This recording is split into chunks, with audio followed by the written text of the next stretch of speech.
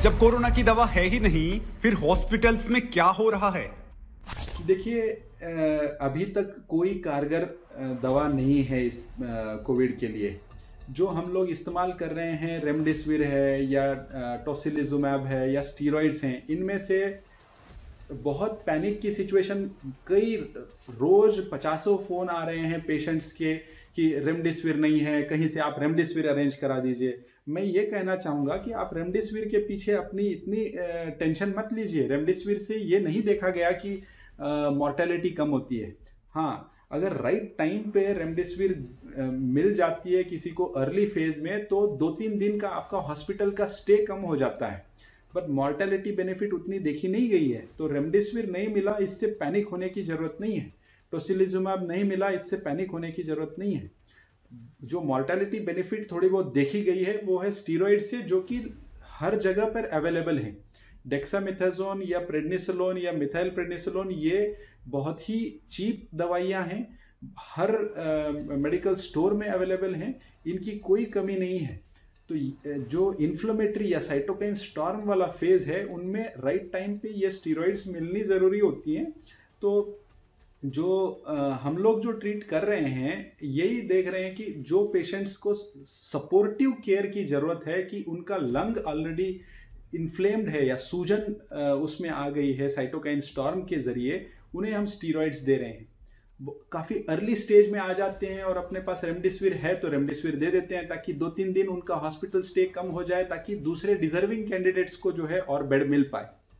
तो remdesivir mortality benefit नहीं है, जल्दी टर्नओवर पेशेंट को बाहर किया जा सके ताकि दूसरे डिजर्विंग कैंडिडेट्स को मिल सके बेड, उसके लिए इफ़ेक्टिव है। और जो बाकी सपोर्टिव केयर है कि जिन्हें ऑक्सीजन की रिक्वायरमेंट है, वो दिया जा रहा है। आपकी बॉडी को ही हील करना है उसे, जो इंजरी हुई है। जैसे मैं उदाहरण देता हूँ मेरे पेशेंट्स को कि देखिए, आपको अगर कट जाता है, स्किन में अगर कट आ जाता है, तो क्या करते हैं आप? दवा लगाते हैं, तो क्या वो तुरंत जुड़ जाता है? नहीं, अपनी बॉडी की हीलिंग होती है, अपना टाइम लेता है। वैसे ही जो लंग की इंजुरी हो जाती है किसी को, इन्फ्लेमेशन या सूजन आ जाती है साइटोकाइन स्टॉर्म की वजह से, कैपिलरीज लीक होने लगते हैं लंग्स के, तो वो जो इंजुरी राइट टाइम पे स्टीरॉइड्स मिलके अगर वो इंजुरी कम होती है, तो ऑक्सीजन की रिक्वायरमेंट कम हो जाएगी, जल्दी निकल जाएंगे। वही एक सीवियर इंजुरी जब हो जाती है, तब वो उसको हील होने के लिए, लंग भी जो है इंज्योर हो जाता है, तो उसको भी हील होने की बॉडी की अपनी हीलिंग पोटेंशियल है। दवाइयों के द्वारा हीलिंग नहीं हो सकती। आप दवाई लगाने से हीलिंग नहीं होती, बॉडी अपने आप हील कर जाती है, उसका अपना पोटेंशियल है बॉडी का। वैसे ही लंग्स भी अपने आप हील होते हैं। जब तक वो हील नहीं हो रहे हैं, तब तक आप उन्हें सपोर्टिव केयर प्रोवाइड करते हो। बस वही सपोर्टिव केयर दिया जा रहा है हॉस्पिटल में, और कोई ट्रीटमेंट नहीं है इसके लिए। कोरोना के कारण मरीजों को ऑक्सीजन क्यों चढ़ानी पड़ रही है? क्या इसका बचाव है? ये जो बीमारी है, अलग अलग फेजेस में है। पहला फेज जो है 1 हफ्ता चलता है, जिसमें वायरीमिया, जिसमें वायरस ने आपकी बॉडी में संक्रमण कर लिया है और फिर वो ग्रो कर रहा है आपकी बॉडी में। तो वायरस जो है रेप्लिकेट कर रहा है, बहुत फास्ट जो है रेप्लिकेट करता है। तो आपकी इम्यून सिस्टम उस स्टेज में अगर उस वायरस को चेक कर दे कि उसे बढ़ने ना दे, तो वो जो है 90% लोग जो हैं माइल्ड सिम्टम्स वाले होते हैं, कि उनमें जो है अपनी इम्यून सिस्टम ने उसे चेक कर दिया।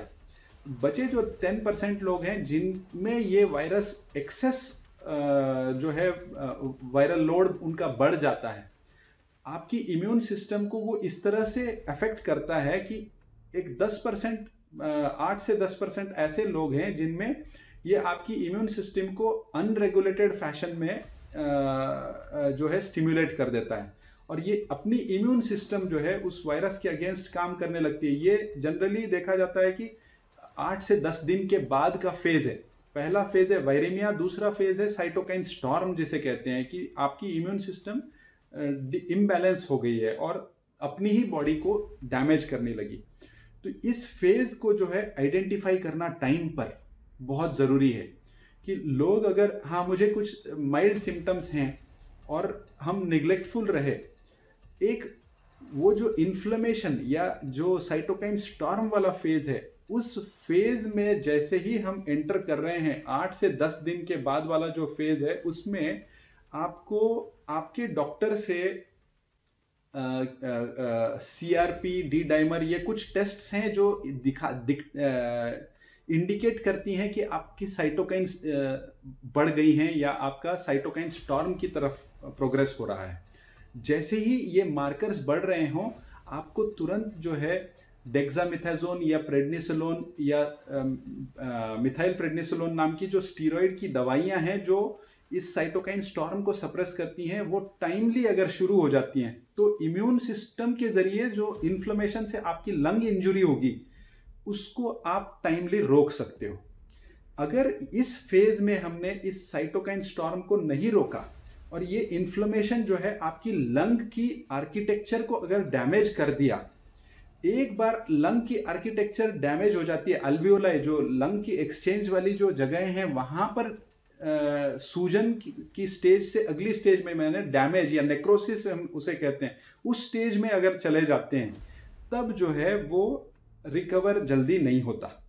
तब आपकी ऑक्सीजन रिक्वायरमेंट बहुत ज़्यादा हो जाती है और रिकवरी के लिए काफ़ी दिन, हफ्ते या महीने लग सकते हैं। तो ये बहुत इम्पॉर्टेंट है कि आप बेखबर या निगलेक्टफुल ना रहें उस फेज़ में, जिस फेज़ में सिर्फ लंग में सूजन है, डैमेज नहीं है। वो एक बार डैमेज में कन्वर्ट कर गया तो फिर ऑक्सीजन की रिक्वायरमेंट हाई हो जाएगी। तो आपके डॉक्टर की सलाह आप फॉलो करिए। CRP, डी डाइमर, LDH, ये कुछ ब्लड टेस्ट्स हैं जिन्हें हम स्पेशली जिनको रिस्क फैक्टर्स हैं उनमें हम सजेस्ट करते हैं कि आप अल्टरनेट डे इन लेवल्स को मॉनिटर करिए।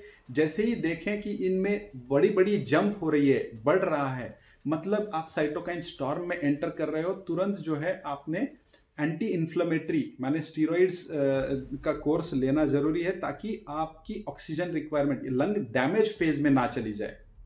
इस तरह से हम अगर राइट टाइम पे राइट चीज़ों को आइडेंटिफाई करके मेडिसिन का यूज़ करते हैं तब हम ज़्यादा ऑक्सीजन की रिक्वायरमेंट से बच सकते हैं।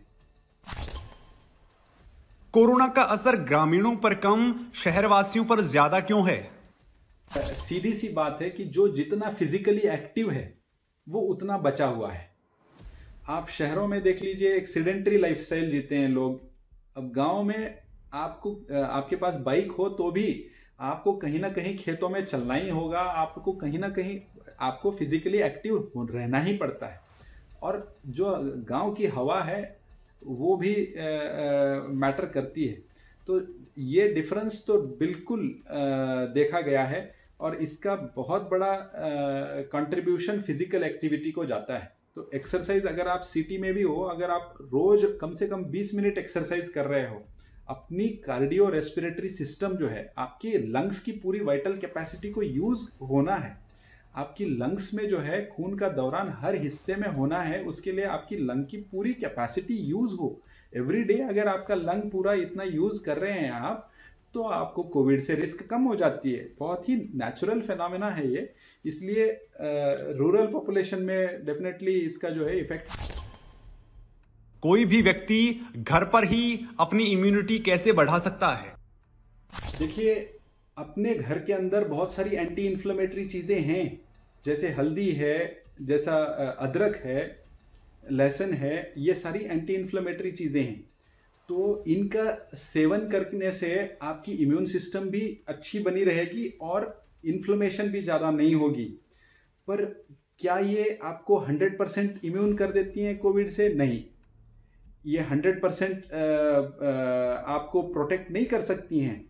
हर कोई आज ये सारे नुस्खे कर रहा है, पर फिर भी केस लोड ज़्यादा है।